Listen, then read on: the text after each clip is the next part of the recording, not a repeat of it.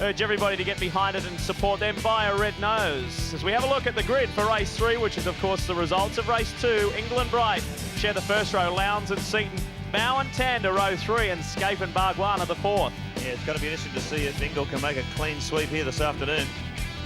He's been absolutely on fire, qualifying and in the races. Paul Radicic fighting his way back. He really put in a charge in that second race. Greg Murphy going well too. Perkins and Noski, Dick Johnson and Stephen Ellery. Larkham rounds out row 11. Well, talking with Greg Murphy in between races, he was saying Radicic, when he approached him, had that much speed down the main straight.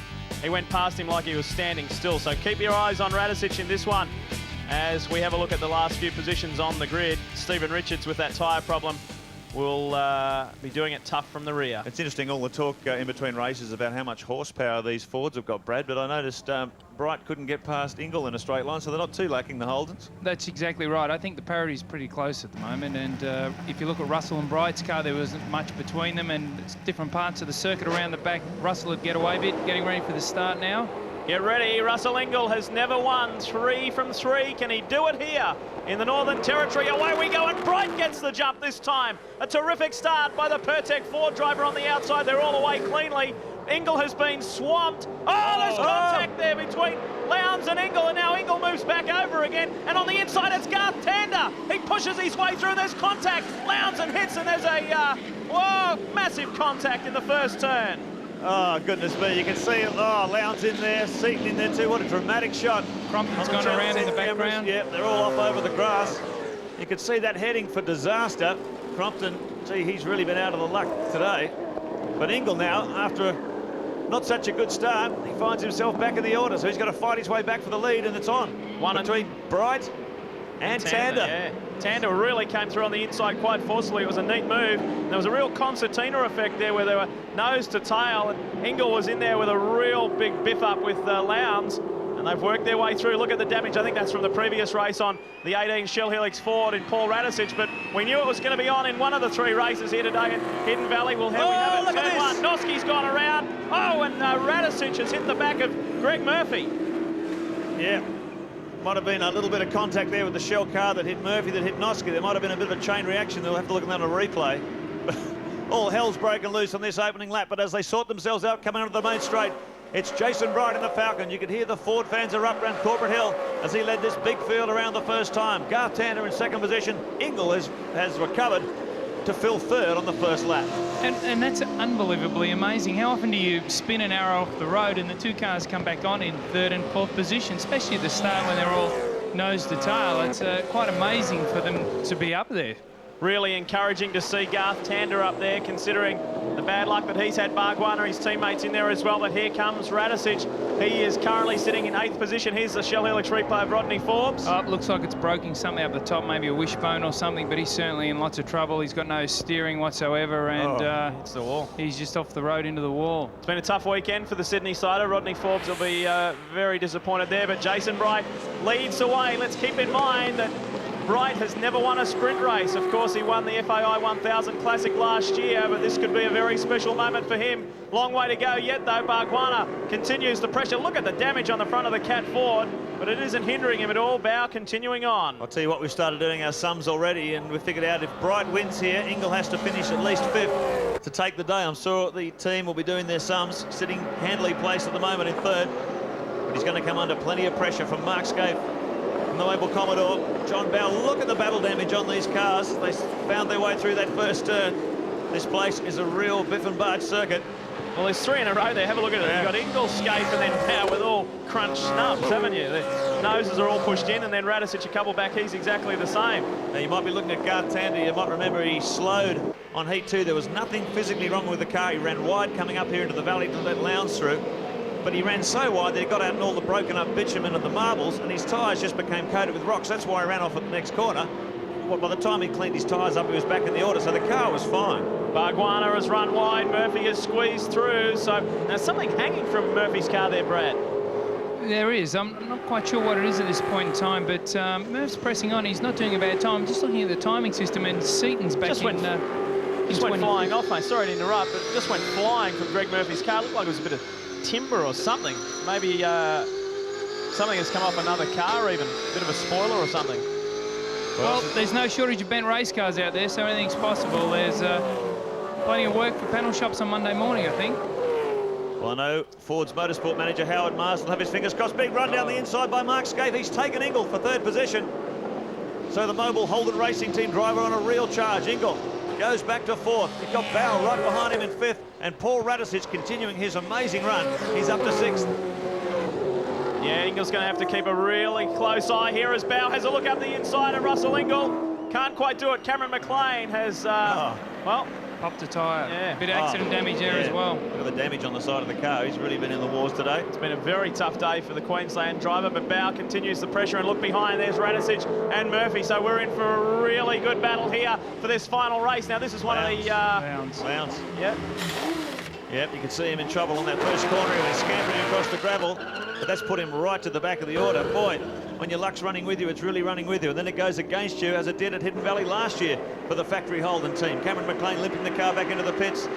Russell Ingle now has a real fight on his hands as John Bauer and the Shell 18 Ford of Paul Radicic try and close on the Castrol car. 3 damaged cars in a row, and Greg Murphy sitting out there in the clean air in 7th position. We'll have a look at the championship points as they stand after 2 races. 100 points to Ingle, and 3 of them on 88 as Radicic has a look up the inside, so he moves up 1 position better.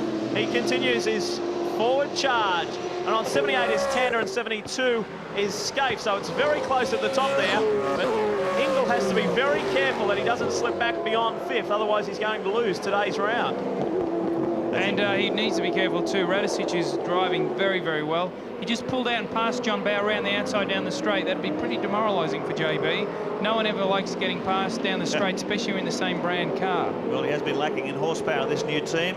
We've had a few engine dramas before the car's debut at Barbagallo Raceway, but they are working very, very hard. I was talking to the team's owner, Kevin Otway, this morning. He said, yes, a fix is on the way, so we're expecting more horsepower from the Cat Ford. It seems to be the only major thing lacking in this car. Its performance very impressive for so early in the season. Well, Seaton was struggling to pass him in the straight in the earlier race, so it's one of those things. But one thing's for sure, the Shell car is obviously very strong. Well, they've got a neat little team. Phil Curtis, Steve Hoinville, some really hard-working guys, some very dedicated guys to get this VT done. They had something like 3 days off in 4 months from the beginning of the year as Murphy has a go at the inside of Bauer. Murphy will get him. Oh, they've come in contact and Murphy runs wide. That gives Bauer the inside run through, and Barguana's looking at that as we get the rear view from Russell Ingle's car looking back at Paul Radicic. Now, Ingle is currently in 4th position. Radicic looks a great deal stronger at the moment, so Ingle has to finish in 5th, no worse, to win today's round. Watching this pack getting all squashed together as they come into the valley once again. Bright and Tander are really are the class of the field at the moment. They've opened the lead up to over 5 seconds. Oh, look at the Bifford barge going on here. Now, where are we watching this from? Ingle. Russell Ingle's car, he's lost 2 positions. Well, I think it'll be interesting to see. I believe Russell's just running a little wide there. It is very much a one-lane raceway out there at the moment, and you only need to get 6 inches offline and you're in trouble. You can see all those black tyre marks there. That's a rubber going down on the track from the tyres, and if you run your car on that spot, you create good grip. If you get a little bit off it, where the tarmac's a little bit lighter, you're struggling for grip, the car understeers, and the opposition goes straight by. This is the view from Russell Ingle's Castrol Commodore, and looking back at the Valvoline Commodore of Jason Barguana, who ducks to the inside, and Murphy on the inside of him. So Barguana isn't close enough though, so Russell Ingle into defence mode, but he needs to turn it into attack mode and get up 1 position higher. It's currently Bright, Tander, Scaife in 3rd, Radicic 4th, Bauer, Ingle, Barguana, Murphy 8th, Larkham 9th, and Dick Johnson in his farewell drive in 10th. Yeah, I know Ford's motorsport boss Howard Marsden will have everything crossed here. Ford has not won a V8 supercar race this year. It's going to be tremendous for the Ford fans and Ford Motor Company if they can bring home their first win for 1999. Well, I can remember talking to some fans at the Phillip Island round, and they just said, when is Ford going to win? They were very dedicated Ford fans, and they just said, we're getting sick of this. Well, perhaps your wait is long enough, and Russell Ingle's got all out of shape. He's lost another 2 positions, so he goes back to 8th. And really, Russell's just having a few handling problems there. Maybe he's over-driving or he's got a problem with the car, but he's just getting offline. And as I said before, it's causing him no end of grief. He's hard to be beating at 1,000,000 miles an hour. He's having a look to see who's around him and trying to get his composure back so he can press on. Now, here we have at the front, Scaife all over Bright. Scaife's already taken Tander. in a straight line. That's actually Craig Lowndes, Okay, guys. so he's coming back from when he changed that tyre. yeah, he's been lapped, but he's really struggling there. Look at the amount of understeer he had coming out of that corner. He's got no grip in that car at all. Very impressive drive, not only by Jason Bright, but also Garth Tander in the older VS Commodore. We should see the VT for Tander come, I think, in a couple of rounds' time, not at Sandown, but at the Queensland Willowbank circuit. But in all honesty, Gary Rogers said we're in no hurry to get the VT. This VS is doing just fine. And the fastest guy on the circuit at the moment is Paul Radicic in his shell car, and he's caught Scaife and really pressing on. Great performance considering he started at the back of the grid in the second race. So Bright and Tander, 1.1 seconds the lead between, the difference between our leader, Bright, and Tander is second. Then it's 7 seconds back to Mark Scaife in third. That's Craig Lowndes, we confused before. He's just sitting in the lap position there. So these two really are the class of the field. You can just see in the back of the screen, there's Mark Scaife. 7.2 seconds it was, the gap last time around, but he's coming under fire from Radicic. He's getting closer and closer all the time to the Mobile Commodore. He switches down the inside. Is he going to have a go under brakes? Boom! A little bit of a tap. And Scaife's gone. Whoa, he keeps the boot into it and holds it on the track. A little nudge there by Paul Radicic has forced him wide, and through goes John Bowe as well. And really, Scaife was moved over to the inside to block his line a little bit. Radicic was already over there. He's pretty committed to try and come down the inside. Gave Scaife a little bit of a tap. Fortunately for Scaife, he didn't get too far out of shape and only lost one grid position.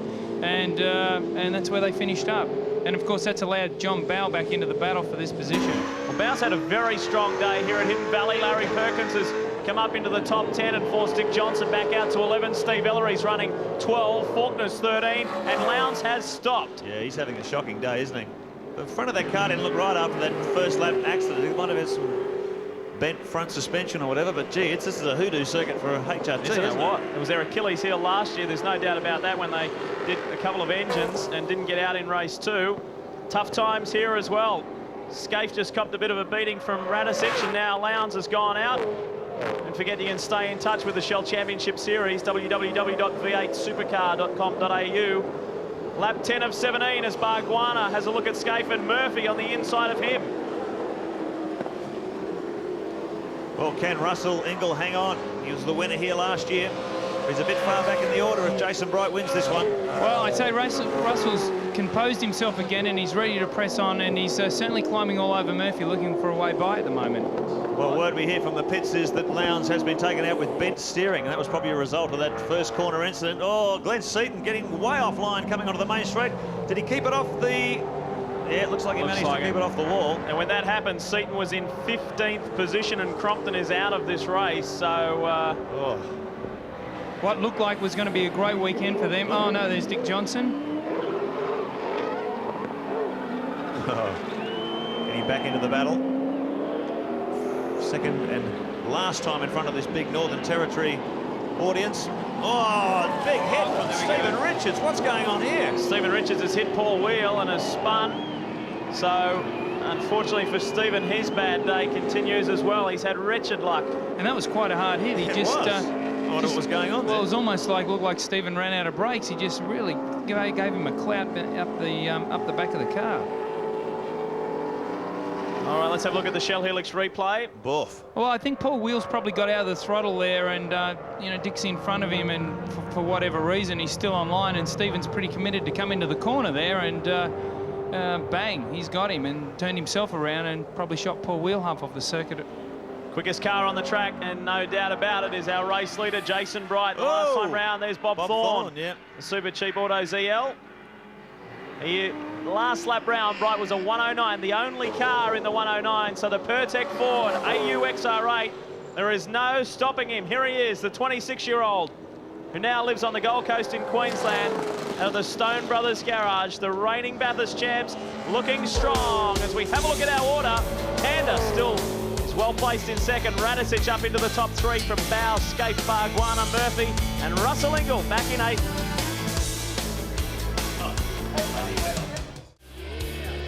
We're watching a very special moment, not only for the Pertec Ford team, but for Ford in general. They're back with the AU XR8 in the form of Jason Bright as he cruises to his first sprint race win. A very special moment now.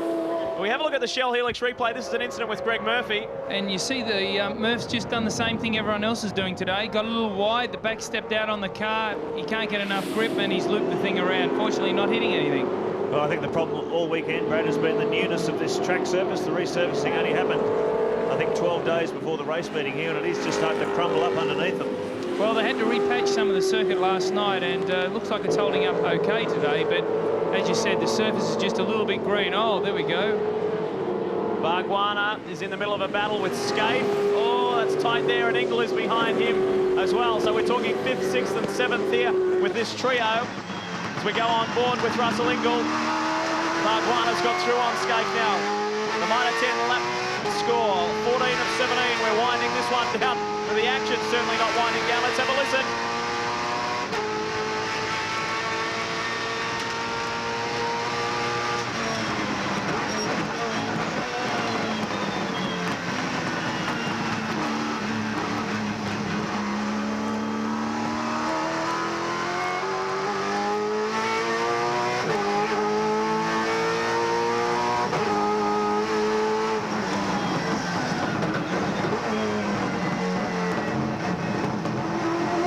Russell all over the back of Mark's Scaife. Mark's in a difficult position. He's dropping back a little bit from Bargwanna because he's really trying to cover himself with Russell here, and Russell is all over him. Russell will be at the point now giving him a bit of a touch up there.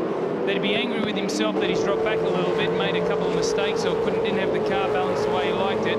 But he's got his confidence back, he's in control, and he's really trying to press on and get in front of Scaife. Scaife's meeting the sandwich here, and he's trying to block Russell, but he's also trying to attack Bargwanna. It's a very difficult position to be in because you can win or lose everything very quickly.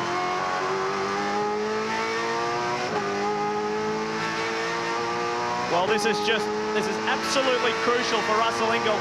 If he wants to win the Hidden Valley round, he needs to get past not only Scaife, but Bargwanna as well. That will elevate him back to 5th. And we've only got 3 laps to run, so he needs to make up 2 positions in 3 laps if he wants the Hidden Valley round to be his. Otherwise, it's going the way of Jason Bright. I don't know about you, Brad, but that car may be running a bit hot. Is that steam coming out the side of the bonnet there? Well, maybe I think it's the tyre rubbing on the side of the tyre. I've noticed it's been doing it for a little bit, and the car does have a bit of accident damage. Looks like they've given Radisich a stop-go for his touch-up and Mark Scaife, so there's not much you can do about that. I mean, the bottom line is he did give him a bit of a belting, so... not quite as hard as this one, but a bit of a belting nevertheless. Well, he was up there. Now that's elevated Bargwanna to 4th, Scaife to 5th, Ingall to 6th. Larkham in the minor 10 Ford's on a good run. He's into 7th. So too Perkins. And the comeback of the weekend has been John Faulkner and Stephen Ellery. They're running 9th and 10th. Look at that! Oh, you can see. You can just see Ingall getting very, very close to Scaife as they turn into that corner. I don't know if there was contact there between the two of them. And that's the thing. Hopefully we can see that on the replay. 2 laps to go. Russell Ingall knows the desperation, the importance of the situation, as Mark Scaife has been hit from pillar to post in race 3, lap 16 of 17. Well, we'll take a look at the Shell Helix replay of that incident, Brad. And you see Mark's just run a little bit wide. Russell's up the inside.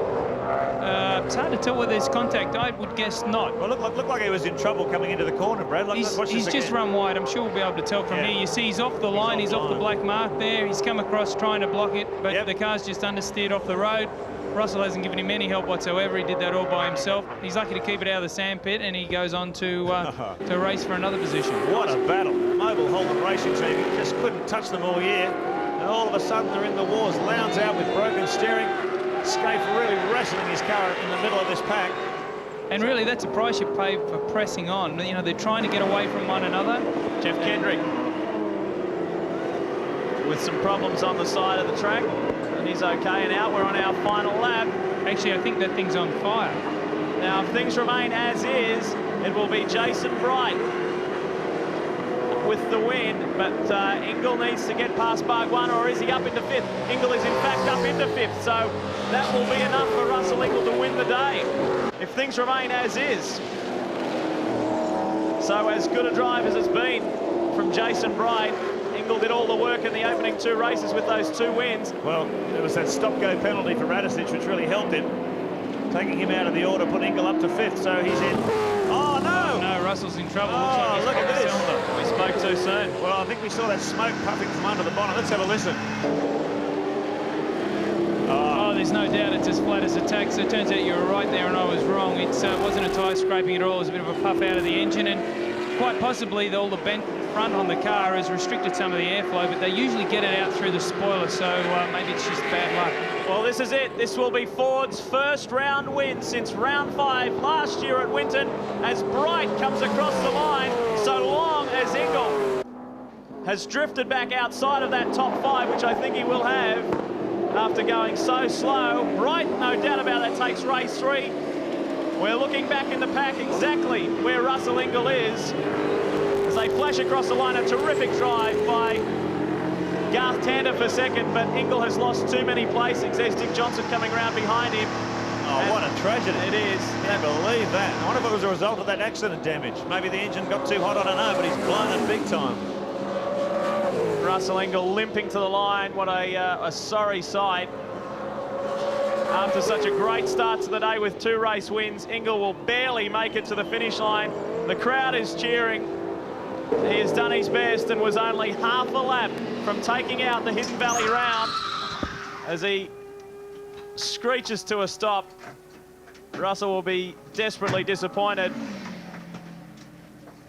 as he climbs out of the car. That's tough luck, Brad. That's hard luck for him. It certainly is. Maybe with that bonnet damage, it's punched a small hole in the radiator or something, but wasn't really shooting liquid out of the back of the car, but it could have dumped it all already. But terribly disappointing. But for Bridie, what a great result. They've worked pretty hard all weekend. They've been very close to the front. They were the fastest in one of the earlier races, and he got to the front, consolidated, kept his nose clean in that melee in the first corner, and now he's doing donuts. Well, this is a major turning point for Ford in the Shell Championship Series. As I said earlier, their first round win since round 5 at Winton last year when John Bowe won. So it has been a long time between drinks, and they spoil Holden's chance of winning 10 rounds in a row. Well done, Ford. Well done, Jason Bright. Your fans will be happy. Tander in second. Bowe, his first top 3 position in the Cat Ford. Bargwanna escaped Larkham, Perkins and Faulkner, who came back very strong towards the end. A great drive by Ellery. Reed in there as the top privateer. Radicic, Johnson, Ingle in 13th. That's where he drifted back to. Noski, Donaher and Parsons. Well, history has repeated itself. The factory team having a lot of trouble today, and also the first win for Ford in 1999. And the crowd, obviously very mixed. Ford and Holden fans, very passionate about V8 Supercar. Now, before we get to our winners, let's put our hands together for the second race in 2 for the top place privateer from the 3H today. Put your heads together for Steve Reed. Well done, Steve. Great drive in the Lansvale PPG Commodore. Okay, put your hands together too for the man who finished 3rd today. He had engine problems in the last heat, but boy, he gave it a hell of a shake. Put your hands together for Russell Ingle.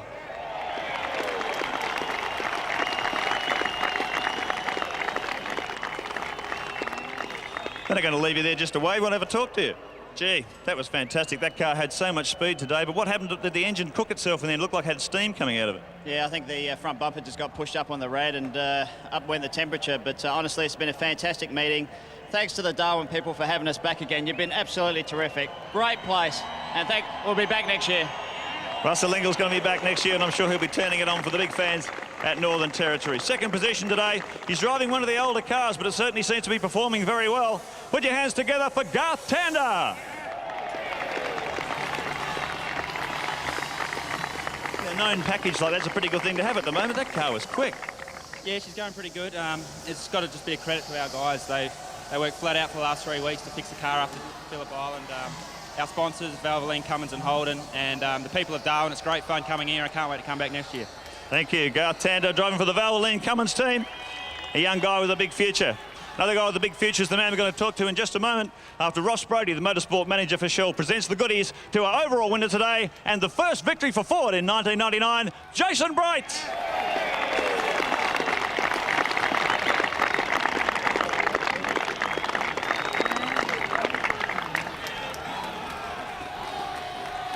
Well, fantastic, Everett. You got too many goodies to handle, haven't you? Wow, what a drive. the AU Falcon. You've been chasing the VTs, you've been chasing development all year, but it looks like you had a couple of test days and that made all the difference. Yeah, the car's really on fire at the moment. We're really happy. Pertec, skilled Ford, you know, we've done a great job. The team, you know, owe it all to those guys. Just really happy. Didn't put a wheel wrong all weekend. Just wrapped, yeah, great for Ford. Can you continue this form at Sandown in 3 weeks' time? I like to think so. You know, we had a good run here last year. We were really happy with qualifying. We had a bad run on Sunday, and Sandown's another one of those tracks that we like. So, you know, we're really looking forward to the next round at Sandown. By then, we'll have tested at Willowbank. Looking forward to that round too. So, fantastic. Put your hands together for Jason Bright. Ford, big winner at Hidden Valley in 1999.